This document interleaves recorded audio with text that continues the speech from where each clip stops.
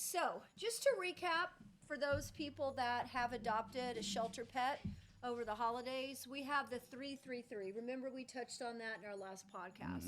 So you have 3 days for the dog to really adjust to new surroundings. I would say it's probably a little bit longer than 3 days, but you want to give your dog time to just decompress. Yes. Really, I tell my personal clients, minimize expectations. Like, meet your dog where they're at. And when a dog comes out of a shelter environment, it's very overwhelming. Even our rescues, there can be a lot of dogs in rescues, so it can be loud, it can be isolating, overwhelming. So when you bring your dog home, have an area set up for them. I'm a fan of crate training, but a quiet space for them just to chill out. So that's the first 3 days.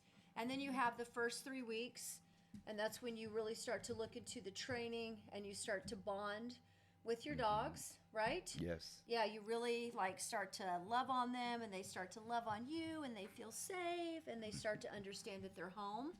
And then within the first 3 months, it's really all about socialization and that continued training. So that's just a recap for those of you out there that, again, went and adopted doggies over the holidays. Give them a chance, right, to just get acclimated and to start to feel comfortable so that they know that they're safe and loved. But Yuki, how are some ways that people can find trainers in their area? Do you want to touch on that? Buttercup is going to town on this. Really? Some of it is word of mouth. People talk to each other and saying, hey, you got a new dog? Do you have a trainer? And, that kind of stuff happens.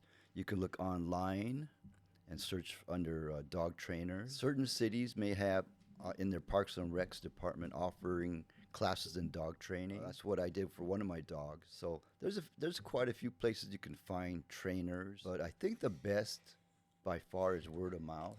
We have a winner here. Sorry, they're loving this. And being a foster dog person, I've handled or run across a lot of dogs that I've taken care of, and those threes are very important, because as I get to know them, it does matter on how you progress into their life and how they bond, and then how you can start to train them or show them how to behave, or things like that. And I saw it in all the dogs that I fostered, and it's so important, and yet it is so rewarding once you get those 3 things going and they start to bond with you. It's just wonderful. Yeah, because then you can really, like you're saying, when you first bring a dog into a home, whether it's fostering, and we'll talk about that at a later podcast, or you've just adopted a dog, you don't want to push that dog too hard. Yes. You're not going to grab the dog and try to overly show it affection or have too many expectations. So like you're talking about, the 333 is great. And then you talked about great ways to find local trainers. For me, I think Nextdoor is a fantastic app. I mean, it's on everybody's phone. You can go Nextdoor. You can ask people in your neighborhood, hey, have you used a trainer?